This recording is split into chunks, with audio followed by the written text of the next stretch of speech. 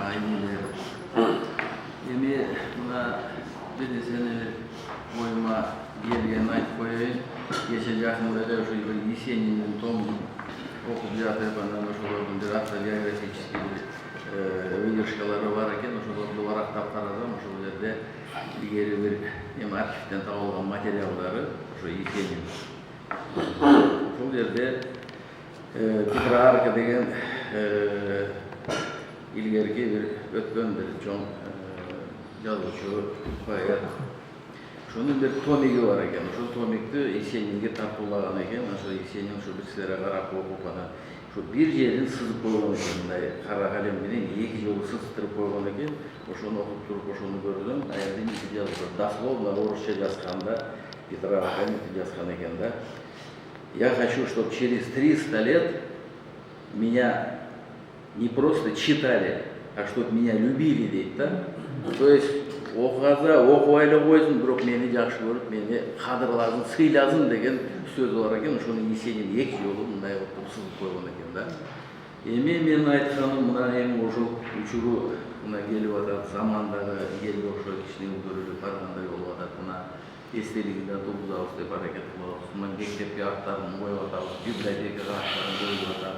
Мына кече жакында эле Оштун мэриясынын жетекчилигинин демилгеси менен чоң бир проспектке атын коюп, ошол жерге чоң бир эстелик коебуз деп, ошону тез арада ошону түшүрүп жазап, ошонун кабарын айтып берип, анан дагы бир мектепке дагы атын коюп, ошо Ошко. Эми Ош деген Кыргызстандын ошо бир бөлүгү да. Эми атамын китеби жанагы Кокон хандын убагындагы ошо кымтыган территориально ошо Ош тарап, в основном события көп нерсе ошол жакта өткөн. Анан ошол бизге дагы ошентип Ошто коюлуп, себеби атабыздын жазган китебинен ошол жердеги мындай инсандар, геройлорун айтып кетип атабыз, ошолордун эстелиги коюлуп атат, ошолорду айтылып атат. Мен дагы ошого туура көрүп атам, на самом деле ошо атамдын бир чоң салымы бар ошол именно.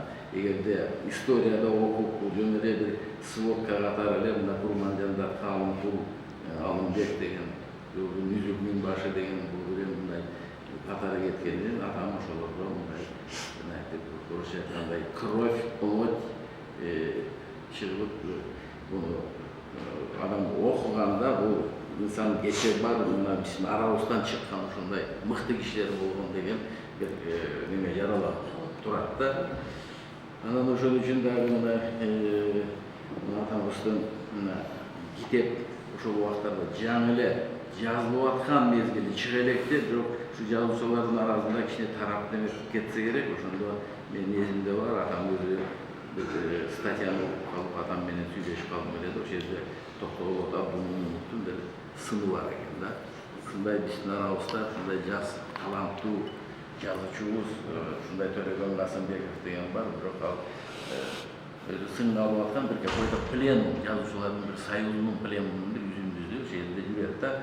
Эмне кереги бар ушу тарыхка, тем более Кокон хандыгы ошол убактарга азыр педагогик производство деген бар, башка бар, азыр жаза турган тема көп. Эми ошого кайрылып, ушундай жаш жазуучуларыбыз ошол болбогон бир нерсеге күч кубатын жумшап отурат дегендей бир сыны бар экен да. Кийин анан атам күлүп айтып калды, бул илгерки чыккан нерсе эмес. Бирок кийин ошол адам менен негизи булар абадан жакшы мамиледе жүрүштү да. Кийин анан айтты, ал деп шуның үчүн деди официально кечирим сураган деди да. Эми мына сынган башы ошол да. Эми ошондон башып, анан эми жазылган учурда атама мындай катуу деле шарттын деле кереги жок эле. Адам каяктан из алчу эле. Ушу Ак жол айылына барганда, ошол Аксыга барганда калем печатный машинка жолбозо бир кол жазмаларын ала кетпечи эле. Ошол жакта гана кичине эс алчу эле, болбосо ушу күнү түнү үйдө отурабы, же болбосо больничный палатада апам көп жылдан бери ооруганда ошол кошо жатып, ошол жерде кичине мындай шарт түзүп берген жерде ошол жерден отуруп алып туруп эле печатный машина кол жазма жазчу эле. Үйдө отурганда эми чырылдап балдар жанагы неберелери келип мойнуна минип алганда дагы ошо бир колу менен бутун кармап, бир колу менен калем таштабай жазып ошентче эле да. То есть мен көргөм бир поэттер бар эле, бир мейманга барып калганда окуя ал киши биякта кабинетте иштеп атат, балдары кухняда баары тыгылып, ун чукпай, 1-2 саат отурат анткени бир творческий бир мындай бир жана илкомун келип мындай жазып атат деген сөздөрүн мен көргөм да. Атам андай эмес эле. Бирок атам атайлап көлгө жолдо албакта кадимги путевка переделкина деген дом творчестволор болчу эле, шарсын түзгөн, барып иштей бер деген сөз. Андай нерселерди атам билбеши эле жанында. Атам каякта болсо дагы, көчөдө жүргөндө дагы ою ошол мал астынан тааныган жолдо тааныбаган бирөөлөр, атамды таанып калгандар колдорду сунуп кала бергендер дагы болгондо, ошону көрбөй өтүп кеткендерин, анан ата бияктан учурашып атат дегенде анан кийин өзүнө келчү эле да. Анан үйүнө келип, анан үйдө анан кийин анан жана калемге кагазга түшүрүп отуруп ошентип иштечү эле да. Анан эми ошол да жанагындай урмат, сый деген бул эми керек эле нерсе экен да. Анан кыргыздарда барат го, айтат жанагынтип батасын бергенде бир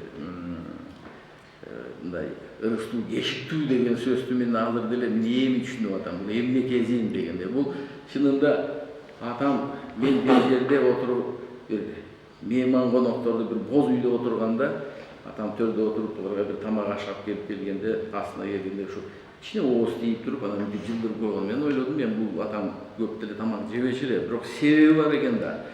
Анан атам деле билет экен, ошону бир кыз келиндер ушу койгон замат алып кетип атканда, эшикке мен дагы чыгып калсам, ушу балдарына кашыктап берип аткан экен ар бирөөнө. Ошонун кешиги деп. Анан атам билеп анан ошентип кичине ооз тийип, анан түбүнө чейин ичпей, мындай ооз тийип, анан мындай жылдырып койчу эле да. Мына Кыргызстанда мына ушундай мындай салт бар экен, жакшы салт.